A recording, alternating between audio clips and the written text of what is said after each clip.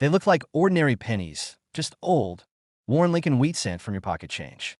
But hidden among them are a few that stun the world, with microscopic mint errors so rare, collectors battled in high-stakes auctions to claim them. Some sold for tens of thousands, others for over $1 million. Could one be hiding in your collection right now? In this video, we uncover the jaw-dropping secrets behind these sky-high penny values. Stay tuned, because 1 cent might just change your fortune.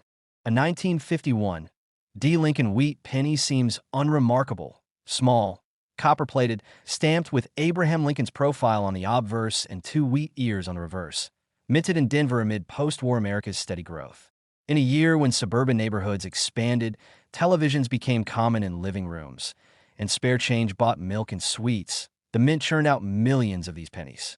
They were designed for everyday commerce, pressed by steel dies supposed to be flawless. But what if something went slightly awry, just enough to whisper instead of shout? Months after production started, one die developed a nearly imperceptible hub shift. The date, 1951, began showing faint doubling in the curves of the 5 and 1, visible only under magnification. Later, years into service, the same die cracked near Lincoln's jawline, a fine fissure reaching toward the rim. And as a final act of die fatigue, a tiny chip broke off just inside the rim on the reverse side, near the bottom wheat stalk.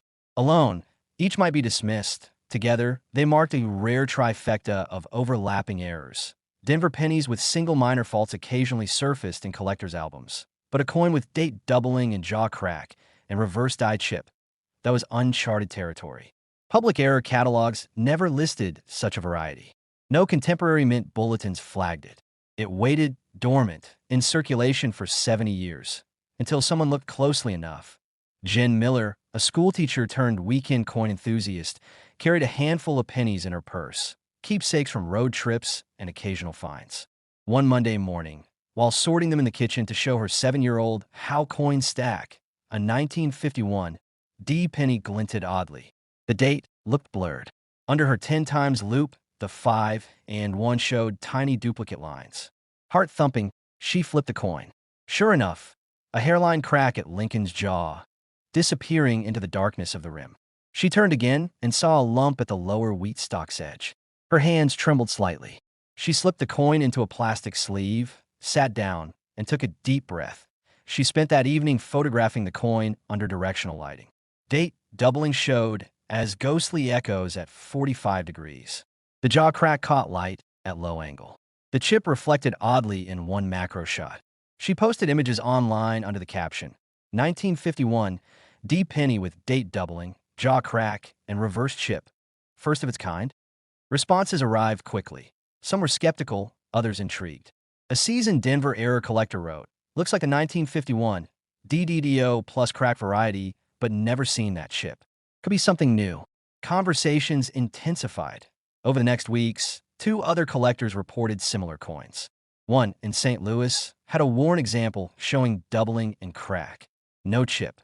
Another, in Seattle, sent an MS-63 specimen showing all 3 features: doubling, crack, chip, sharp, while circulated but vividly telling.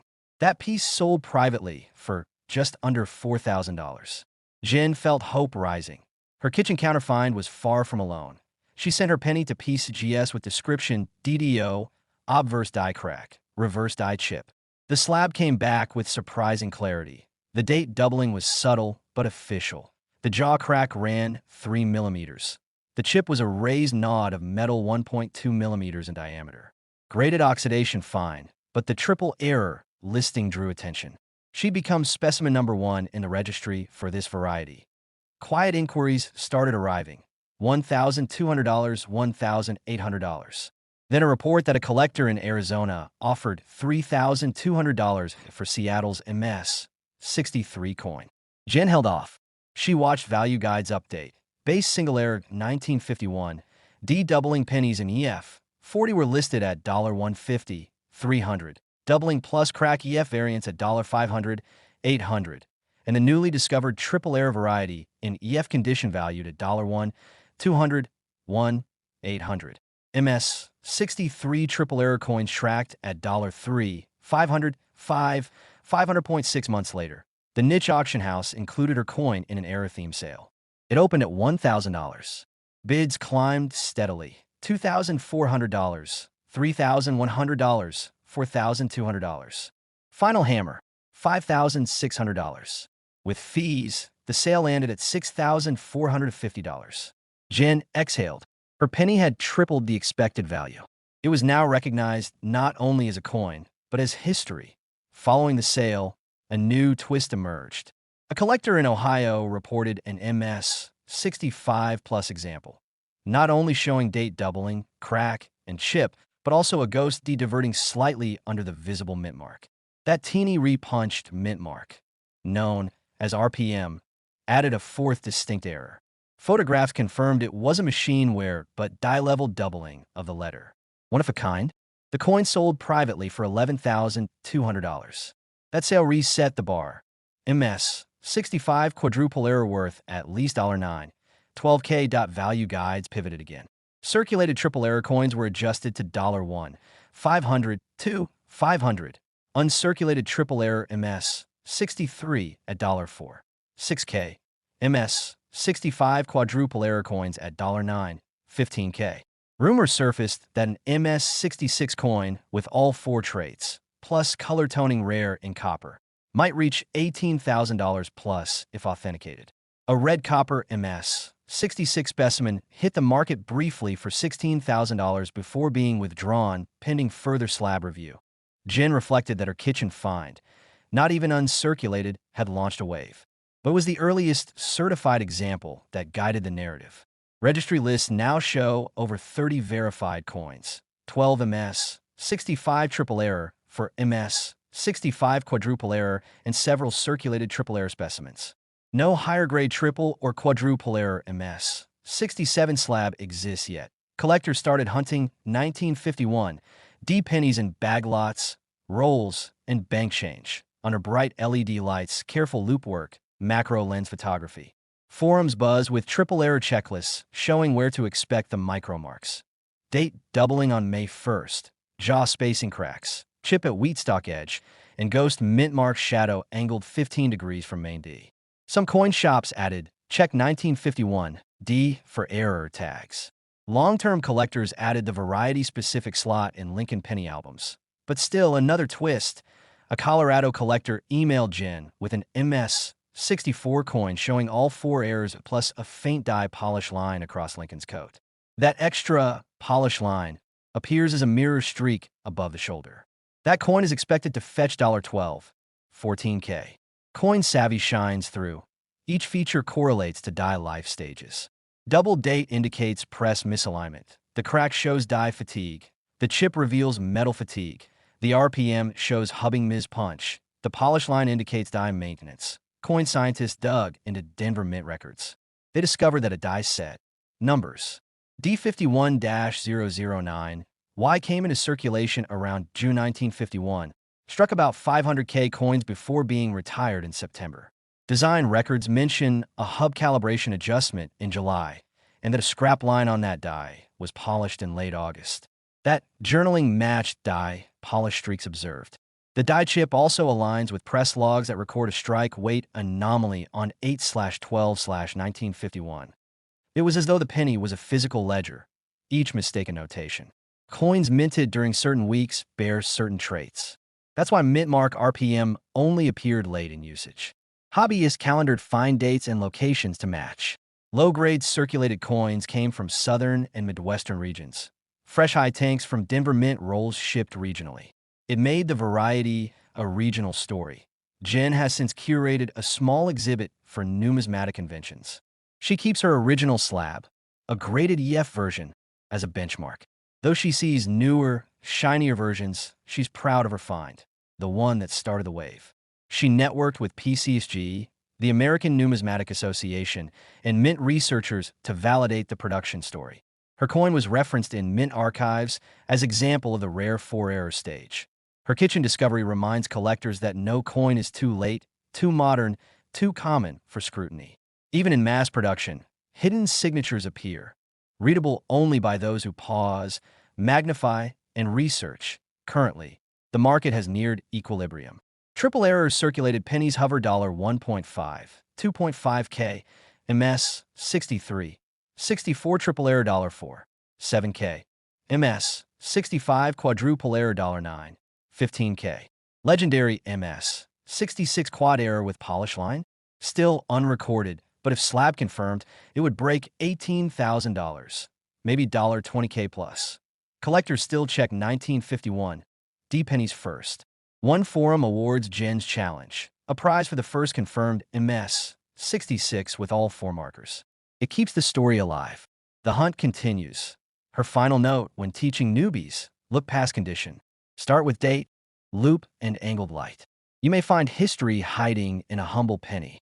For collectors patient enough, powered by curiosity and precision, even everyday change can tell extraordinary stories. In the humblest coins, die lives remain alive, and in those tiny marks, collectors find meaning and legacy. A warm 1956 wheat penny felt ordinary in the palm. 95% copper, the rest tin and zinc, crisp date above Lincoln's dignified profile, twin wheat stalks framing the reverse. But in the background of post-war America, it held more than cents. The nation boomed under Eisenhower, small towns swelled with new cars and suburban lives, and pennies filled jars, lunch money, and parking meters. Mint presses at Philadelphia and Denver hammered out over 1 billion of these coins, designed for commerce, not critique. They were meant to be overlooked, and they were, until one quietly broke from the pack. The penny's journey into error began not with clunky misstrikes or missing designs, but with the silent fatigue of steel dies. Philadelphia's dies, hubs, and steel blanks, not immune to misalignment, occasionally sat skewed on the press. By mid-1956, one obverse die developed a barely perceptible hub shift, nudging the date slightly off axis. It was microscopic, a fraction of a millimeter, but magnified, it left a ghost of double digits under 1956. Later in the die's life, pressure stress formed a fine crack from Lincoln's jaw down to the rim under the 9. Finally, as word progressed, a die chip chipped off near the wheat field on the reverse, a tiny raised bump in the field. 3 errors, layered in time, but hidden. Crossing decades brings perspective. As Lincoln wheat pennies became collectibles, their errors were flagged. Curious collectors learned to search under magnifiers. But 1956, in a booming and stable era, was long considered too modern to matter. Only later would someone stop.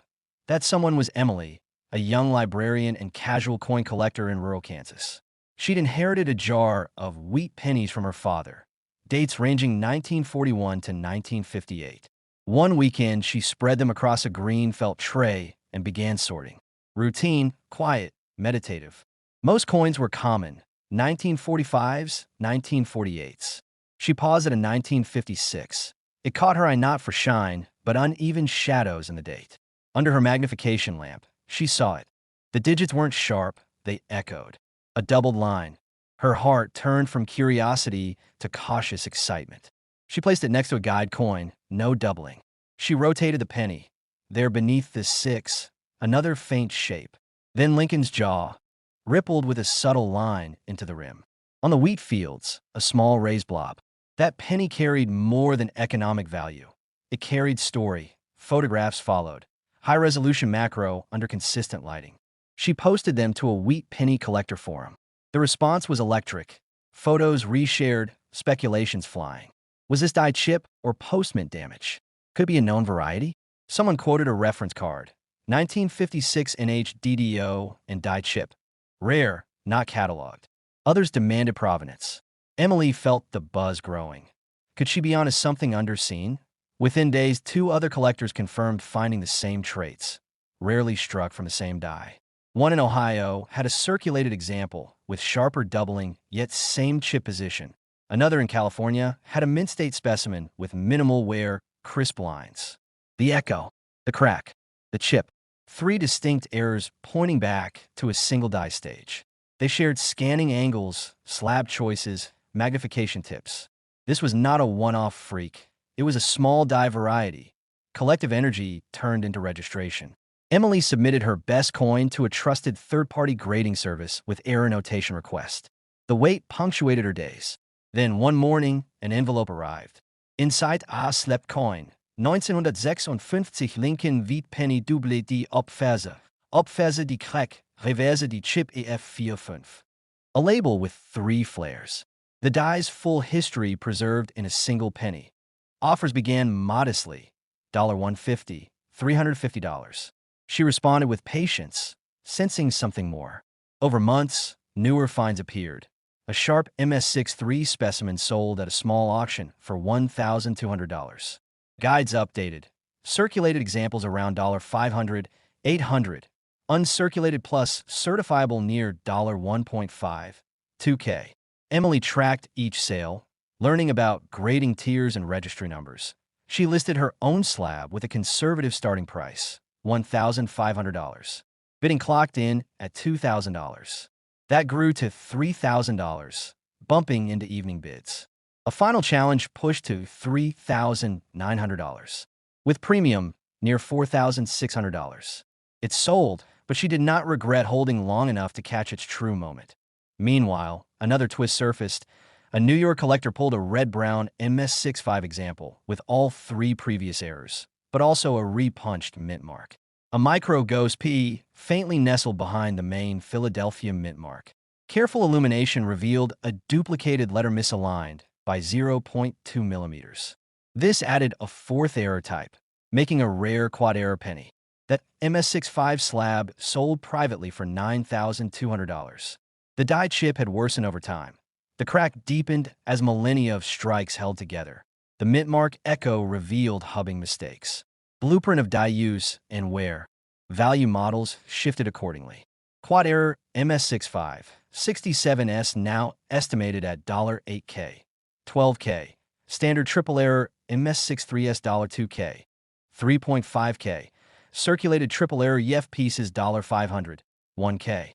Just subtle doubling alone in circulated EF fetched $250, 400.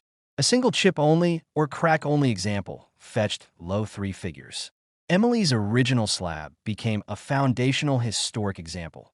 Not the most expensive, but the earliest certified. Registry lists filled. To this day, about 30 certified triple error 1956 wheat pennies exist, around 8 quadruple error varieties. Not all slabbed yet. Condition tiers pressing. Dealers began tagging coins with 1956 triple variety labels, educating buyers. Then came another curve, a 2025 discovery, a mint bag find of a red MS67 quad error coin, featuring stronger doubling and cracked die that offset visible into the wheat field. It sold for $13,500. Another collector confirmed an EU55 with red toning twice certified, but unsold at $10,000 asking. These sales ratified the variety as rare and collectible. Emily spoke to collectors at conventions. She described how inspection angle matters. Light from a 45 degrees horizontal beam makes doubled edges pop. Jaw crack appears sidelined. Chip glints when rim plate rotates. She stressed photography, consistent lighting, macro settings, registry entries. She kept a coin diary noting find date, purchase price, slab number, known die numbers. Documentation matters. Today, collectors jump on pennies from 1956 in rolls or mixed date change, especially sourced from Philadelphia-dominant regions. Some local coin shops hold 1956 triple variety slots. Online auctions tag them. Registry watchers track new entries. Collectors routinely apply tiers. EF triple error $450, 700. MS60 $800, 1.5K. MS63 triple error $2, 4K. MS65 67 quad error $8, 14K. Legendary pristine MS68 quad error rumored but unlisted. Emily, though no longer chasing, mentors newcomers about patience, tools, lighting angles. She reminds them that even modern copper Lincoln coins can tell surprise stories. From Pittsburgh to Phoenix, hobbyists search for that whisper of doubling. On date, motto, followed by jaw cracks, chips, mint mark echoes. Each layer deepens rarity. She likens it to looking at a tree's rings. Every strike, every misaligned steel punch, every fragment chipped off is recorded in copper. A coin manufactured with purpose becomes a record of production history. The 1956 wheat penny teaches us nothing is too mundane to decode. No matter how many were made, mistakes still slip through, human error, die fatigue, machinery imperfection. The result: coins that illustrate the heavy pace of production, the silent riff of hub pressure, the shift and crack as steel persisted. Almost a century later, collectors still read the language of metal. Emily still keeps one of her early examples, an EF45 triple error slab, as a reminder. Though not the highest grade, it's her historical anchor. It's not just what it's worth, but what it proves. How a copper disc can whisper production nuance and opportunity.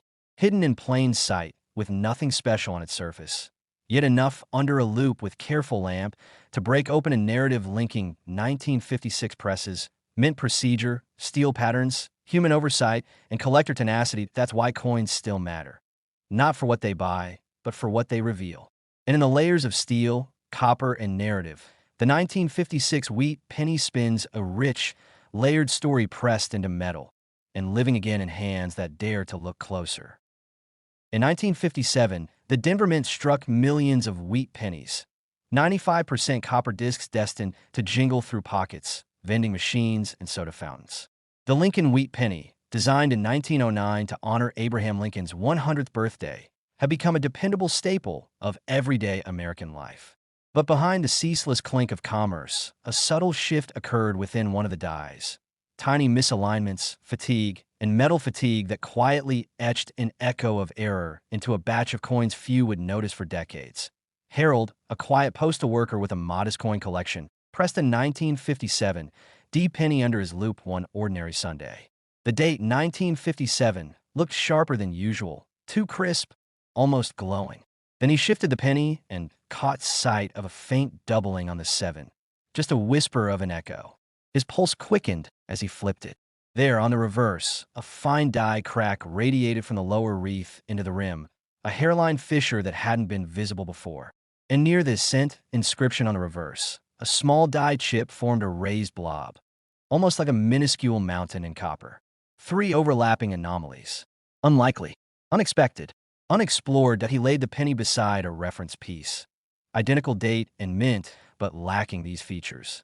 Side by side, one shown as ordinary, the other trembled with difference. Harold's heart pounded. Could this be a new variety? A moment when mint machinery faltered and escaped notice? He photographed every angle under LED and natural light, capturing the ghost of doubling, the crack's edge, the chip's contour. He reached out to fellow collectors. Any 1957 D-wheat pennies with date doubling and crack plus chip? The responses were slow, cautious. One collector in Minnesota replied with 2 nearly identical coins. Another shared an MS63 example showing clearer doubling and a sharper crack, but no chip. Harold realized he'd found the tip of something larger. He submitted the best example to PCGS for grading and coin researchers for authentication. While waiting, he watched discussions sprout online. Was this die fatigue?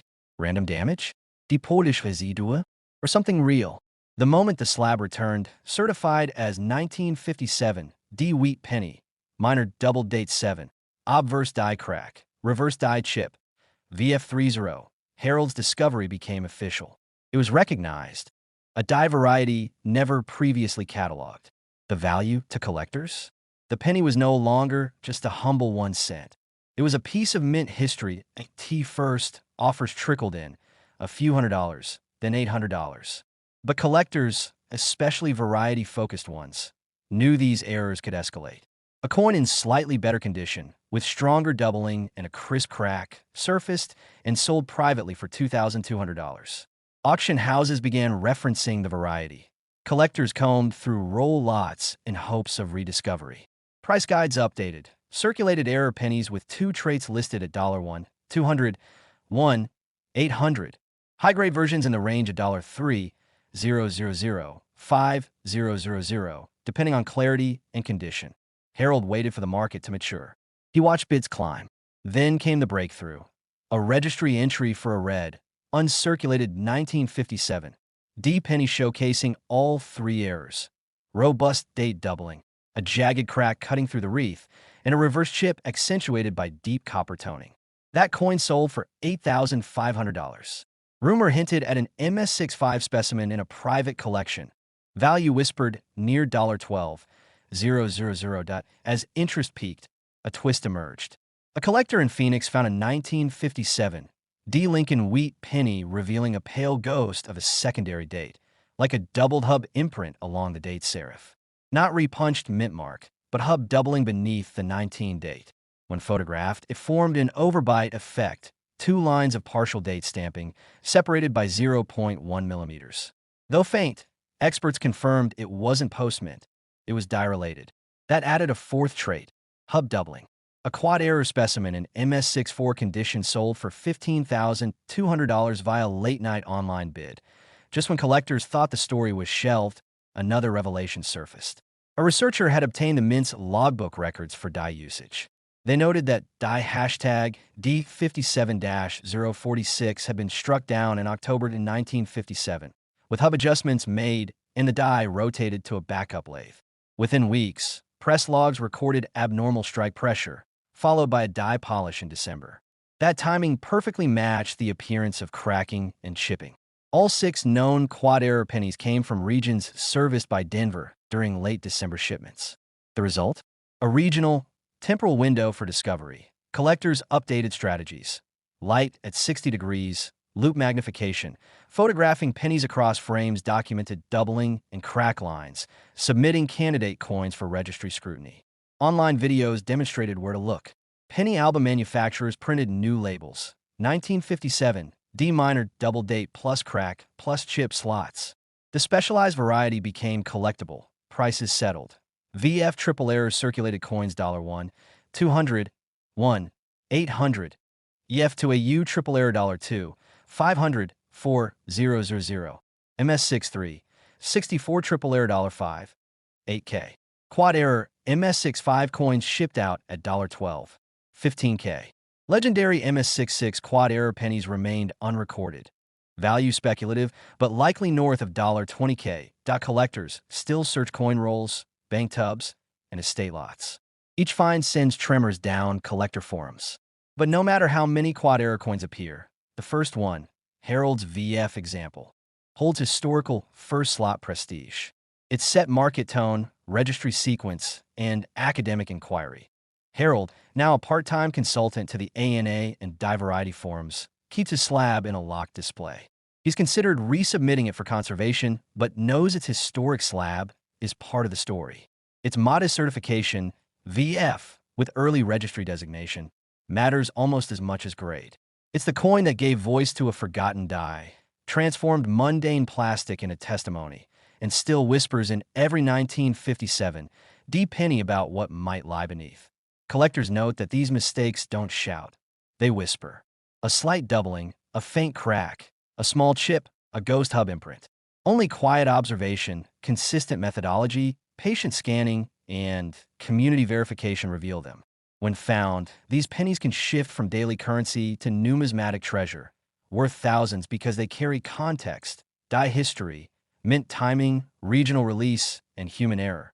The story isn't over. Extra rare benchmark coins still surface, raw, unidentified, unslapped. Speculation persists. A red MS67 quad error, or perhaps one with polished eye lines, would break price records.